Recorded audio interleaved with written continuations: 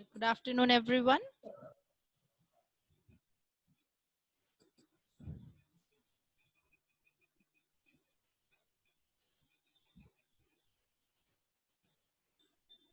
So in effective technical communication for Unit 1, you have already dealt with the following topics, that is introduction to communication, definition of communication, the process of communication, importance of communication skills, and the topic kinesics, that is body language. Now today we move to the next topic. The technical term here is called proxemics.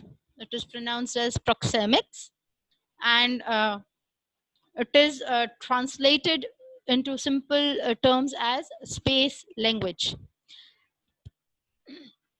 Here we do not mean language to talk with aliens in the space. It actually means how you speak in terms of space, right?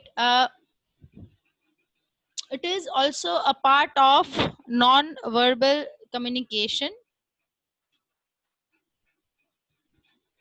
It is a part of non-verbal communication, which is understood by the sender and the receiver. And thus non-verbal signals are or usually originate from different sources. One of these important sources is space.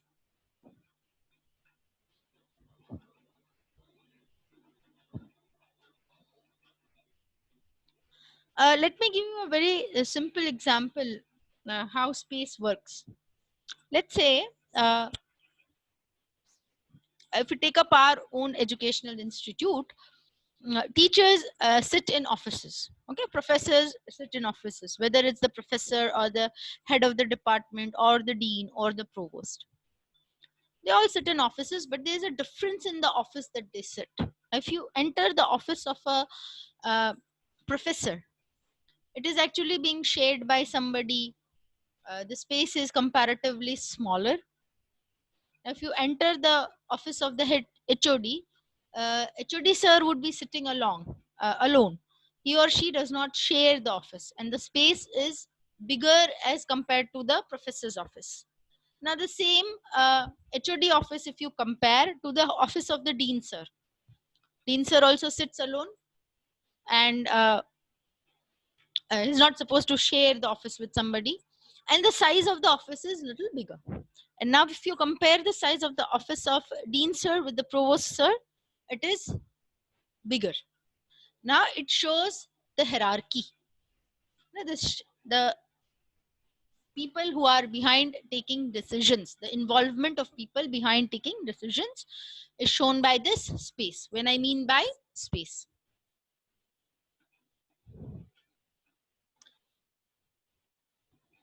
the example which I have given to you, there you can add that the not only the size of the cabin, but the furniture, the number of equipments there would be different. They would differ according to the position of the person in an organization. Let's say if you are entering this office of a CEO of the company, then you can find that it is well furnished as compared to the manager of the company or the sales executive of the company, right? It also has a direct connection with familiarity. Space has also a connection with familiarity. So when I say HOD sir does not share his cabin, it does not mean that nobody is allowed inside. You can go, you can sit, you can have discussions with the head of the department, but there is this space which is given. If you are familiar with the HOD, you will go and make discussions with him or her. Let's say I belong to the electrical engineering branch, so I am more familiar with the head of the department for electrical engineering, then I am familiar with the head of the department of let's say, for example, environmental science and environmental science engineering. Why? Because I'm not familiar, I'm not comfortable going and asking him or her a question, right? So that's one example. Let's take another example. When you are sitting in the bus. When you go home, you are traveling from Marwadi to home. When you used to, you would not sit beside a stranger on the bus. You'd rather choose to sit in the last seat, even if all of the seats are occupied. But if you see your best friend sitting on the same bus, you'll go and sit next to him and her, even if there are empty seats in the bus. That is because of familiarity reasons. Now, this space is actually divided into different zones. Please remember these two names, very important. Edward T. Hall, in the name of his book is The Hidden Dimension.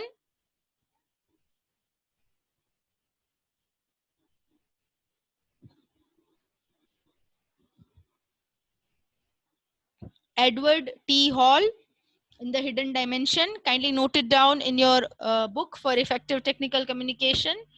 He has divided physical space into 4 zones.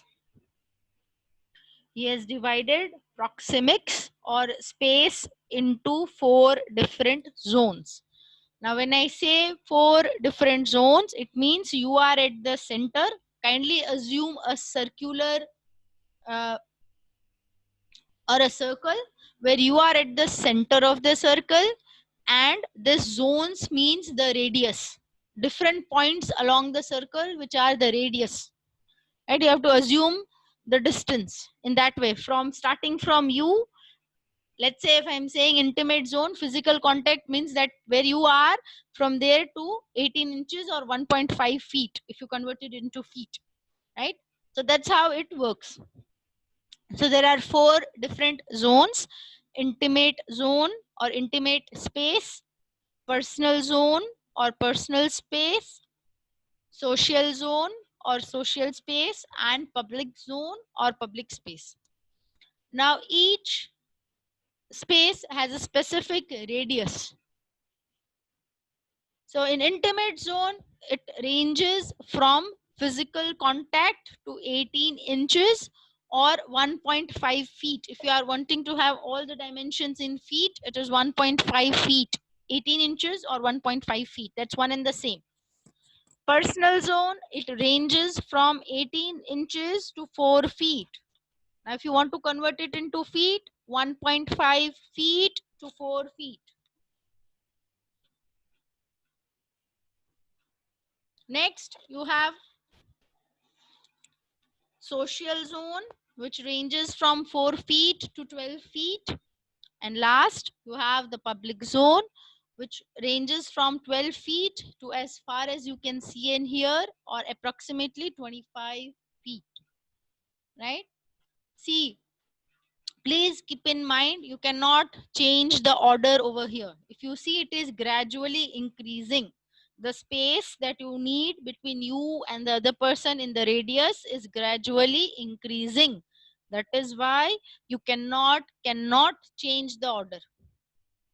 I'm talking in terms of writing this answer in the exam. You cannot write first public space, then personal space, number 3 social space, number 4 intimate space. This, because you see, you can see that it is gradually increasing.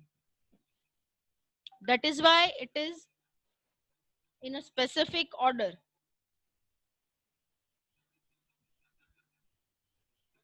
Right? So you need to maintain the order in this case.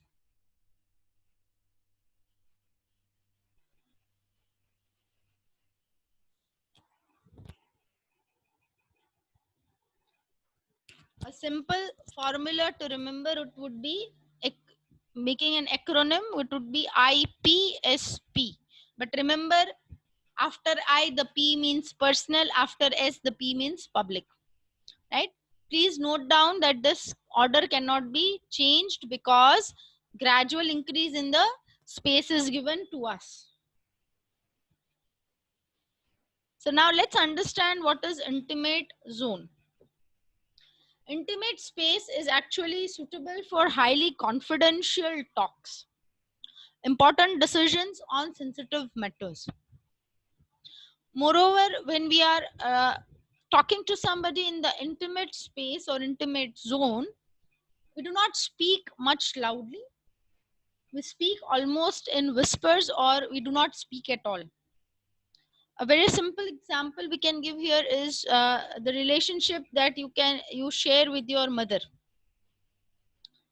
She knows when you are hungry, she knows when you are upset. Even if you are not speaking about it, she can understand. That's one example. Please do not stick to the same example. It's one example that we can have here in the intimate zone.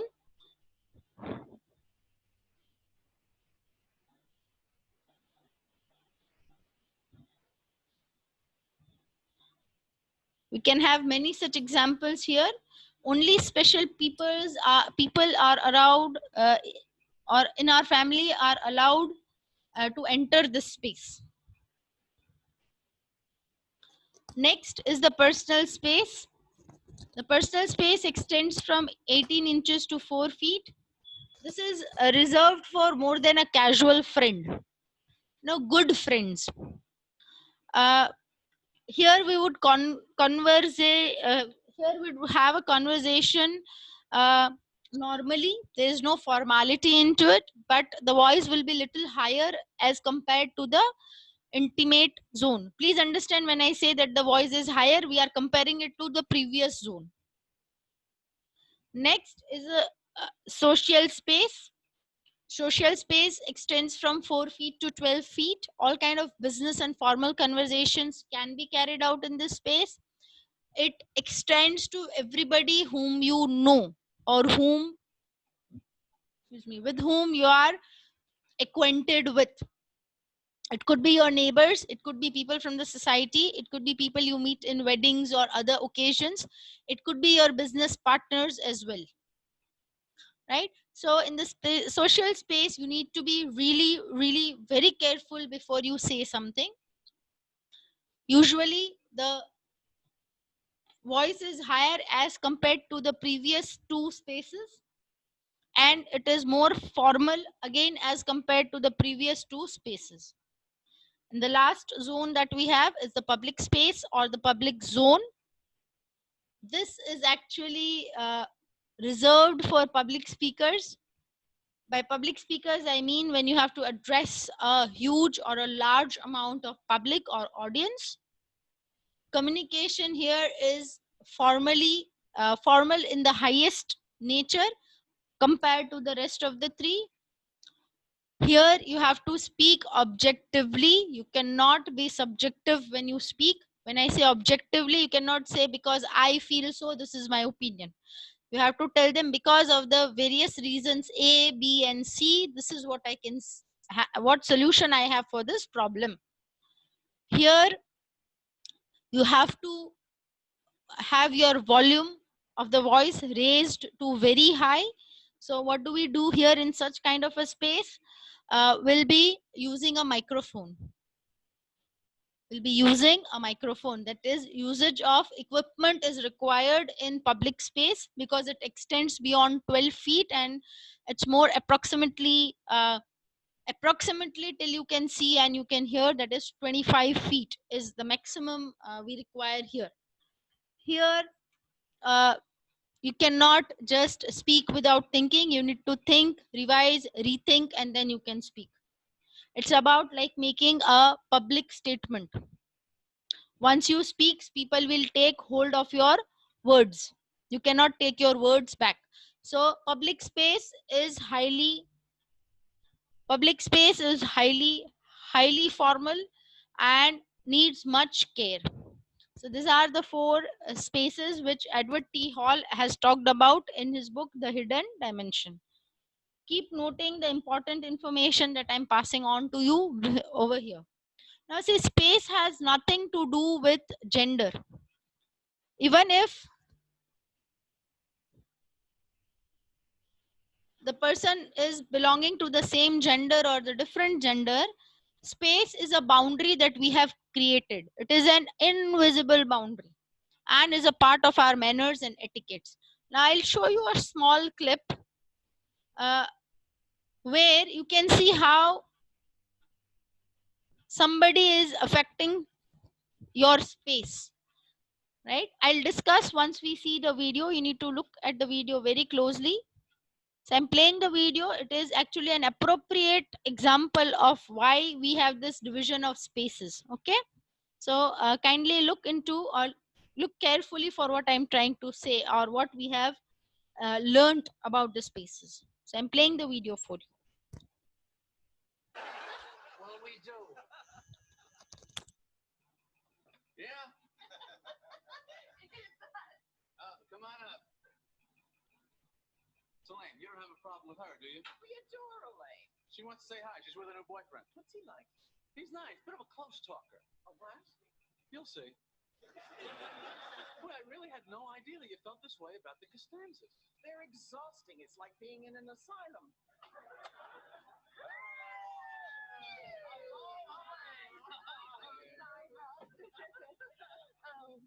This is Erin. Hello, Aaron. Hello, Aaron. So how long are you folks in town? 3 more days, and then we're off to Paris. We're going with a select charter group. I love France. I was just there last year. In fact, you know, I still have an envelope full of French francs. I'll give them to you. We can't take money. Oh, it's a gift from us. Oh, that is so nice, Erin. Isn't he nice? So listen, has Jerry been showing you a good time? No, I haven't. You know, I have a friend who works at the Metropolitan Museum of Art. How'd you like a behind-the-scenes tour? Really? You could do that? Easily. It wouldn't be any trouble? Of course not. When could it go?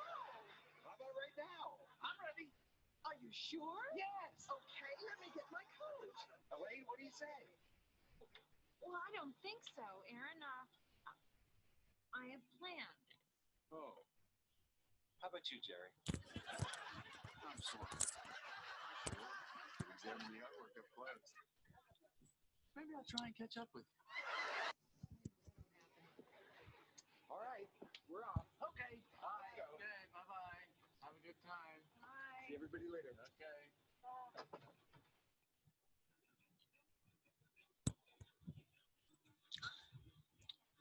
You could see that when somebody enters your zone or enters the distance, you know, the involuntary reaction of the body is you move back. So it does not matter if the person belongs to the same gender or different gender.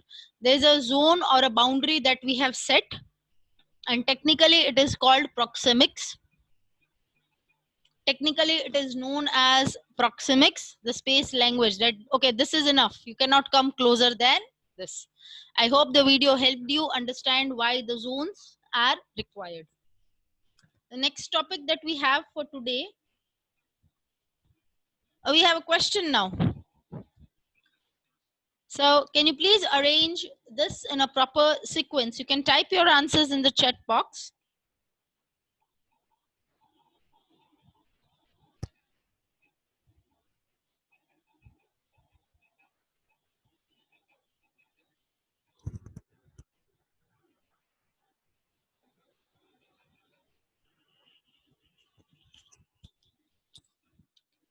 Gaurav is the first one to answer. Very good, Gaurav. Samir is not behind.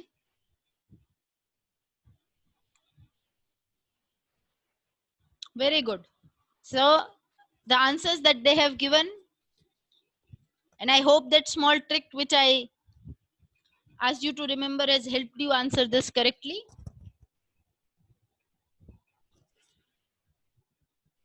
So the answer is DCBA, IPSP, intimate zone, personal zone, social zone, and public zone. Right? So remember, the order cannot be changed, the sequence cannot be changed. Why? Because the space gradually increases with each step. With each step, there's a gradual increase in the space between you as the center of a circle and the other person in the radius. That is some point on the circle. If you take a circular assumption of a circle, right? So that is what we call as proxemics. Now, the next topic that we have for today is called vocalics or paralinguistic features.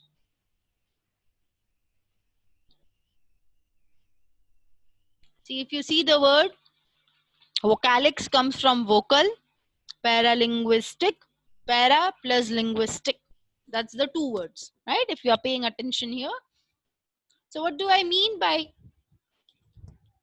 paralanguage or paralinguistic?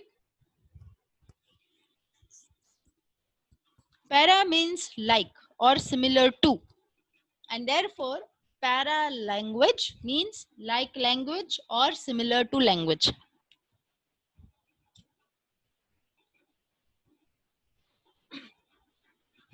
It is very closely associated with verbal language, but it is not language, because paralanguage means the way you speak. The attributes of the way you speak is called paralanguage. It does not involve any usage of language, but it actually is how you speak the word, right? Everybody's voice is their unique identity. It's your trademark. You cannot change your voice, but we can train ourselves to become good speakers. There are various examples like Abraham Lincoln, Winston Churchill. These are the people who trained themselves. Nobody becomes a good speaker overnight. They keep on polishing. They keep on looking into things which can make them better. They keep on learning. So paralanguage is something which gives extra life to what you speak, you know, that extra charm.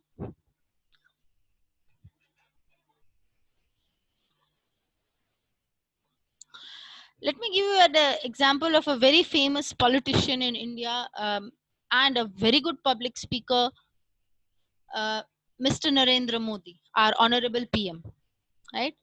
Does he not speak the same words? Does he not speak the same vocabulary that we also know? Does he not speak in the language that we understand, or we also can speak? But what makes his speeches so magnetic, so attractive? It is the way in which he speaks, right? Now, paralanguage means the way in which you speak. It has many different aspects. And if you look at Mr. Narendra Modi, the honorable PM, he has not become a good speaker overnight. You know, one day he decided, I want to speak, and tomorrow he becomes a good speaker. The person must have trained himself into becoming a good speaker. The person must have trained himself to become a good speaker. Now, how do you train yourself? You train yourself by taking all the opportunities that are given to you to speak. That we know. Okay, I take the opportunity. In the class, I answer the questions. I participate in different activities. I volunteer for speaking competitions. I volunteer when there is a public speech, but you know, somehow it's not getting better. Now we have to go to the exact points which can help you. So your voice has different characteristics on which you can work. Beginning from the quality of the voice, the volume, the speed, stress, pauses, and pronunciation.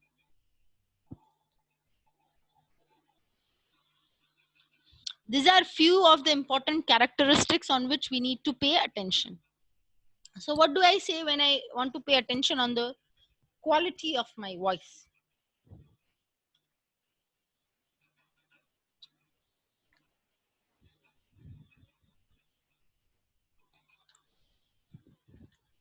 Now please understand, this is not a magical wand. You know, you can change your quality overnight and you can sound as melodious as Lata Mangeshkar, right? By quality we mean it is actually our trademark, an inbuilt function that we cannot change. But by having little more add-ons, we can always make it better. So the quality of a person's voice is his trademark. Everybody has a unique quality. It may be little rough. For some people it is melodious. Some people it is deep, attractive, soft, nasal.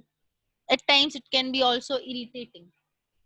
But you can train yourself, train the way you speak to make your quality good. You cannot change it 100%, but you can always become better. Next word is volume. Volume means the range in which you speak. Do you speak loudly? Do you speak softly? Now, how can we decide whether we want to speak loudly or we want to speak softly?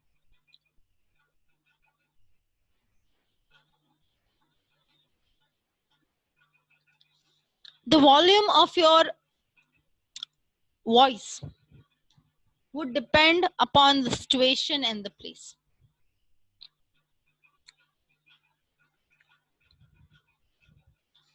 You can see this is all interconnected. When I said public speaking, we require a mic, right?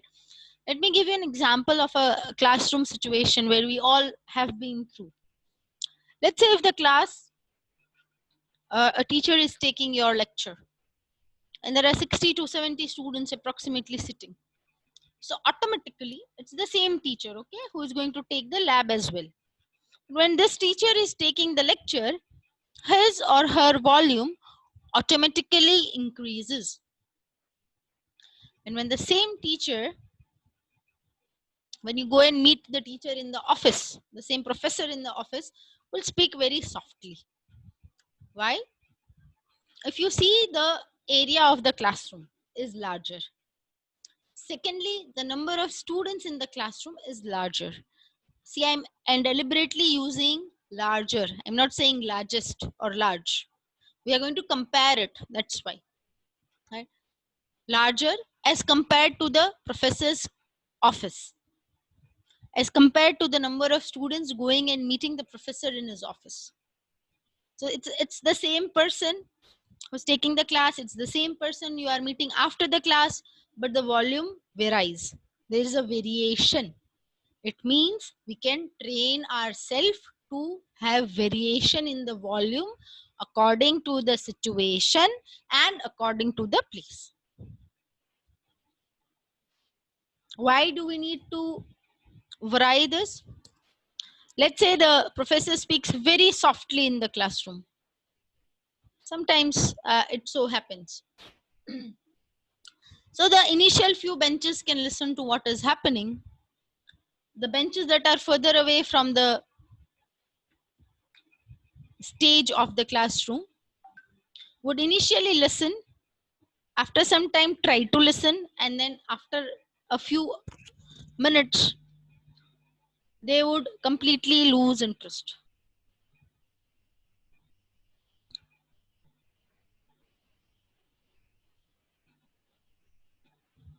Let's say the same professor speaks very loudly when you come and meet him in his or her office.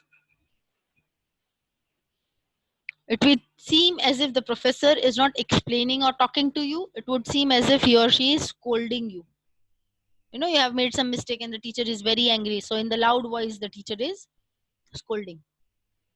That is why it is very important to make variations in the volume of our voice with respect to the situation and with respect to the place in which we are speaking. Right here we have also given a few examples like interview. You cannot speak very loudly. You cannot shout in the interview. You can shout when you are watching a cricket match. Shout with excitement. You are equally excited for your interview, job interview, you cannot shout. You have to speak very softly. You have to speak in lower volumes, right? So volume, you have to train yourself, and you can train and have variations in volumes as per your requirement. Next, the speed. What if I the speed? What if I started speaking very loudly and I cannot stop at a place and you cannot comprehend what I'm speaking, and I go and on and on and on and on without giving a pause or a break or a full stop? What I did right now was I demonstrated me speaking very fast. So if I speak like this, the audience or the listeners will lose interest after some time. Why? Because by the time you understand word number 2 of my sentence number 1, I've already reached sentence 2, word number 5. So it's useless. Then again, if I speak very, very, very slowly, the audience will go to sleep. So appropriate speed of speaking.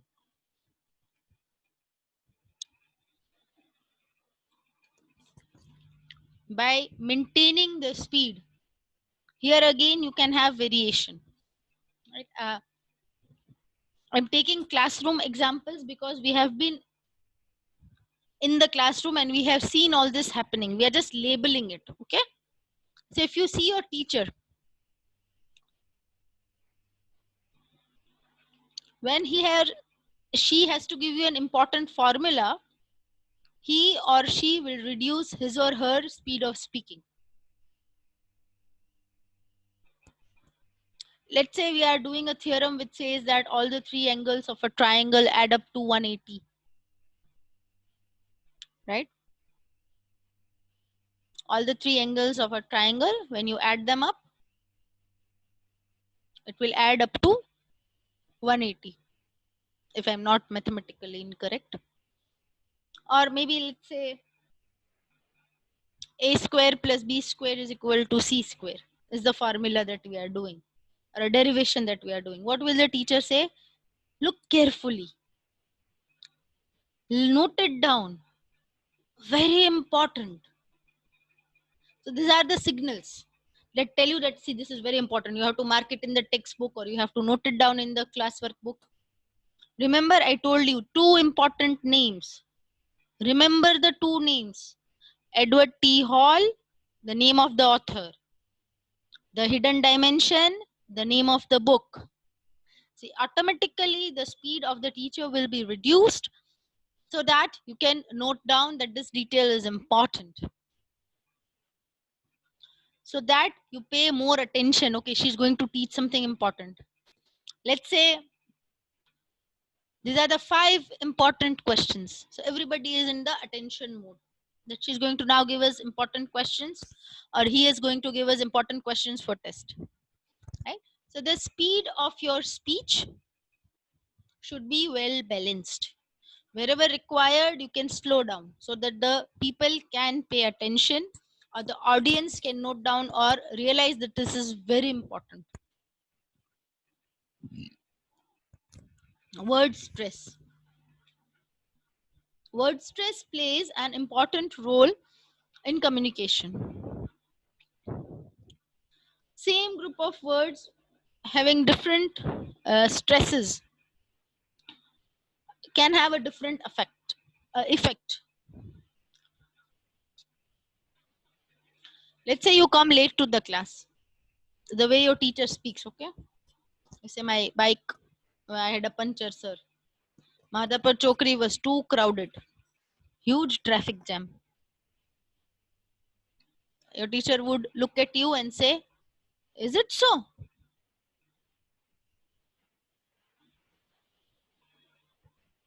Or the teacher would be asking, so you travel in your bike? You come by your bike? Other day I had seen you in the bus. Today you are coming by bike? So the way the question is asked, if you say, there's a question mark, you are coming in your bike, I don't trust you. Or maybe I had seen you in the bus, how come you are traveling in bike? Right? Why do you want to give a reason like this for coming late to the class? So word stress is essential because it can change the meaning of the entire sentence by putting stress on different words.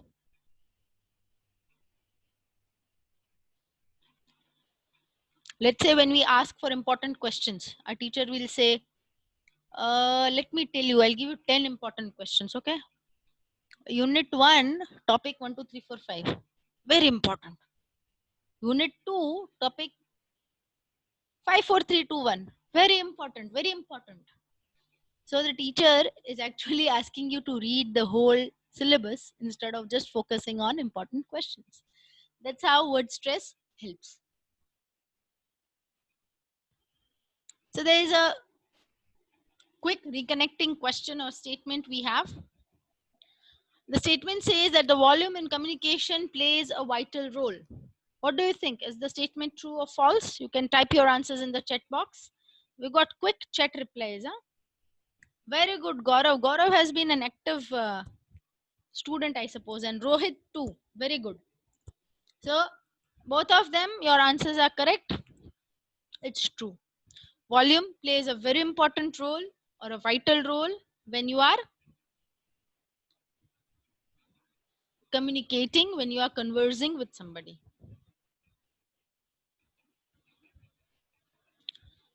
Then we have pauses. Pauses are actually the breathing space that a speaker has and the understanding space that the writer has.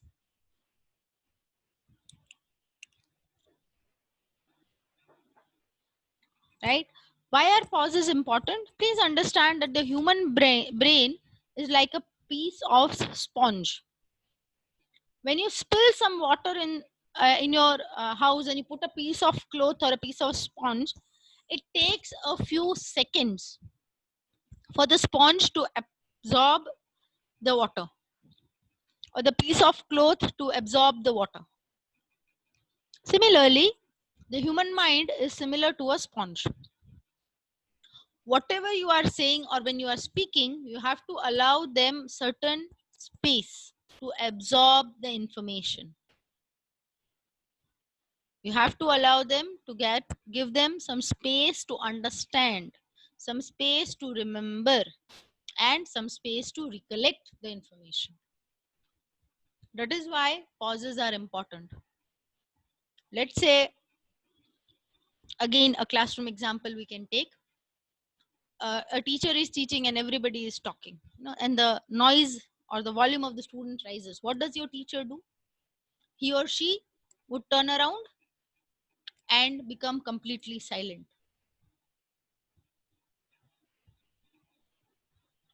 And when the teacher becomes silent, the students become alert. Something is wrong. We are gone today. He or she might be angry. Now that's the example of the power of a pause. If you listen to good speakers, like Martin Luther King, like Winston Churchill, like Abraham Lincoln, or maybe the current speakers that we have.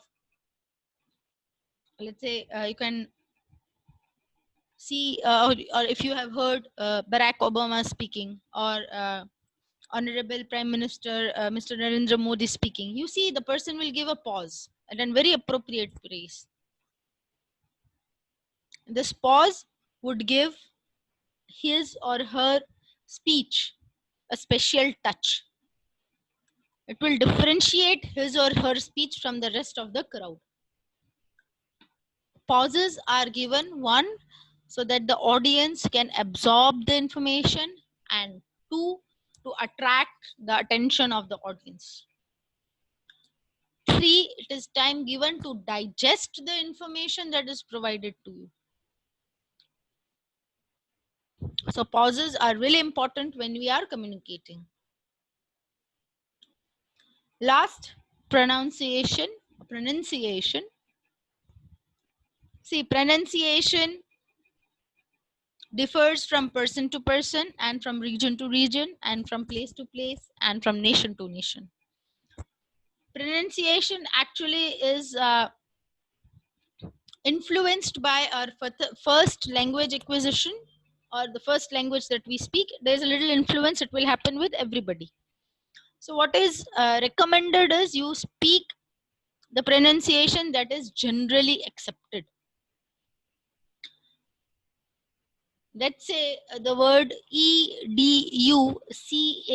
education. Most of us have heard that the word is pronounced as education. Most of us have heard that the word is pronounced as education. But the British pronunciation is education. Both are correct, but the widely accepted pronunciation is education. So that is what we expect the speaker to speak, which is widely accepted.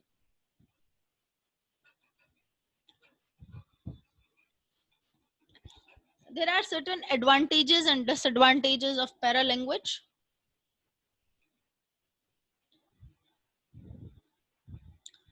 Paralanguage actually indicates a person's place in the hierarchy in the structure of an organization.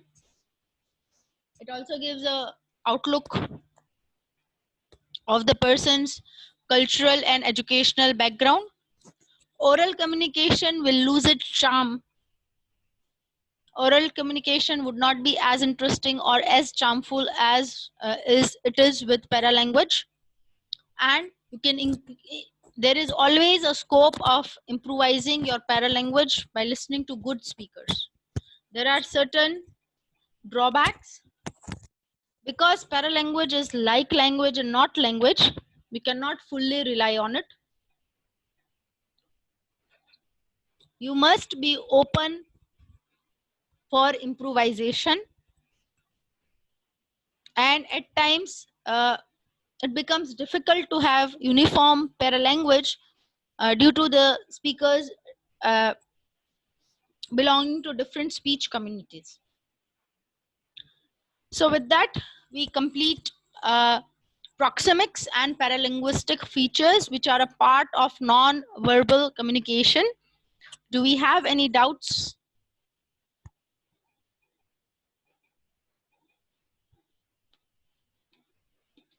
If you have doubts, you can type in the chat box.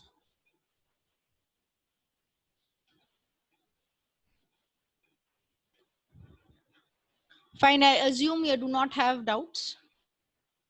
So now it's the time for a quiz. I'll paste the link of the quiz for this session in the chat box and you can attempt your quiz.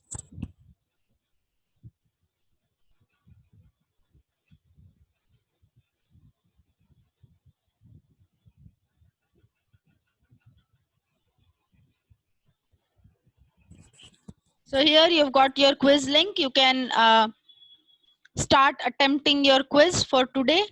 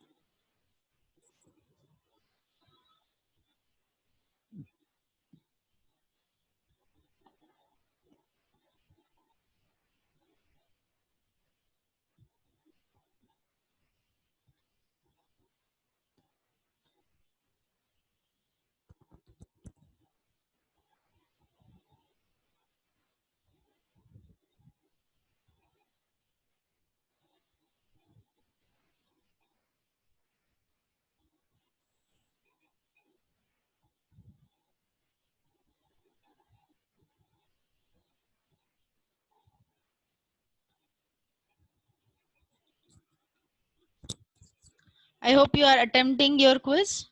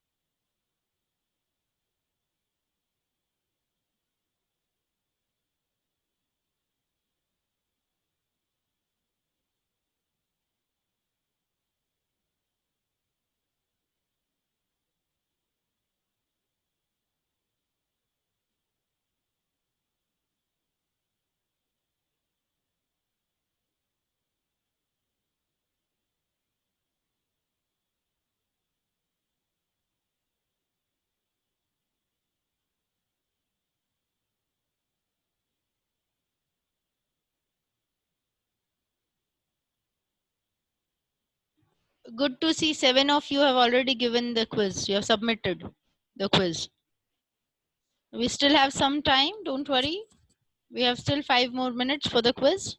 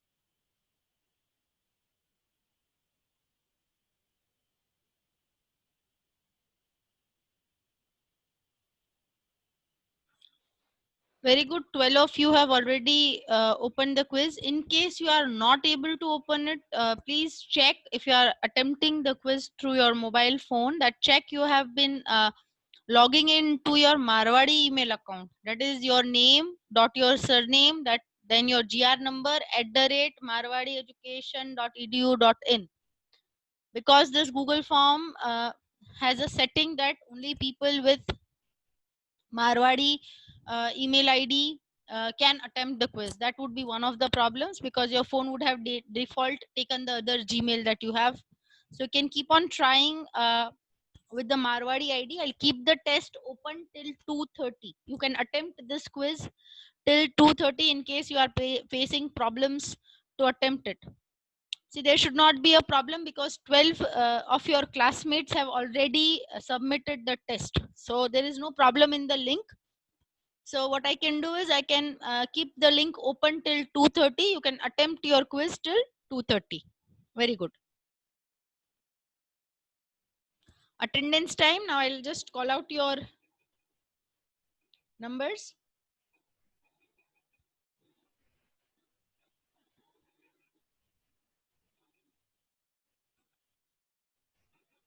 And either you can type a yes and no. Don't just start typing your enrollment numbers. It would be difficult for the teacher to move forward. So let's go in order. 18 series, roll number 12, enrollment number. 19 series 1.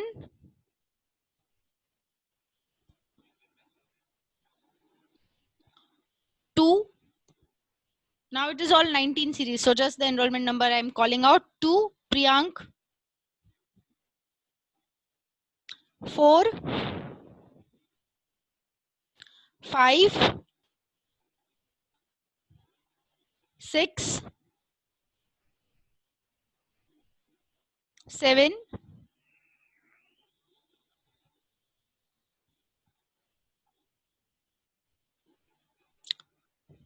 9, 10, 11,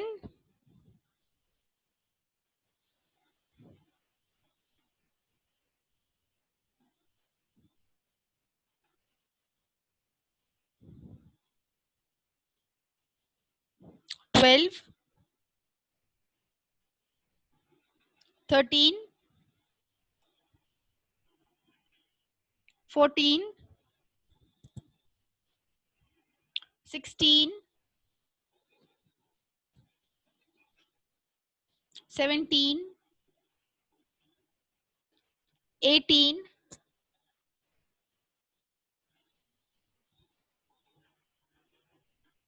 19, 20,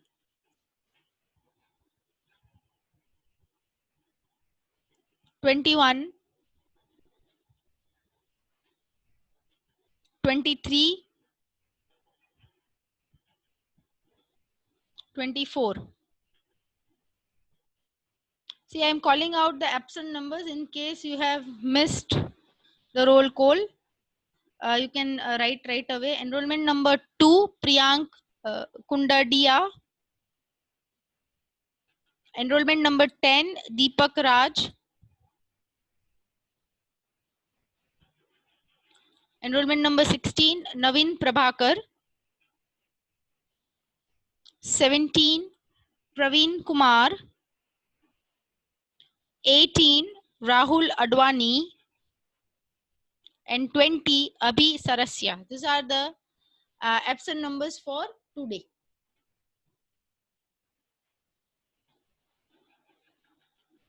Closing remarks. We have completed topic number 3 and 4 of unit 1. Now only one topic remains.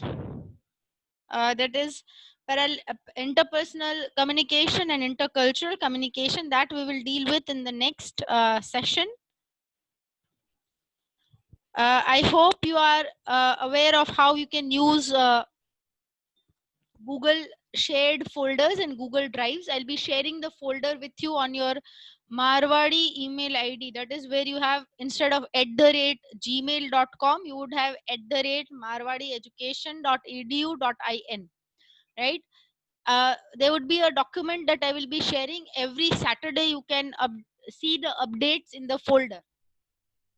Fine. So any instruction that comes will come on that folder itself. Keep checking it after 12 o'clock or 12 noon on Saturdays, right? Because we want people to talk in the group. So you'll be given tasks of answering questions. You are given tasks of closing the session. You will be also given task of opening the session, right? Instructions will be mentioned in the folder that will be shared. You will receive an email on Saturday.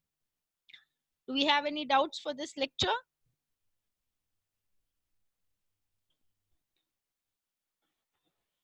Okay, I got a no from you. Thank you, class.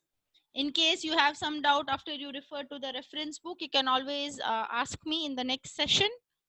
Right? Thank you, class. Have a nice day.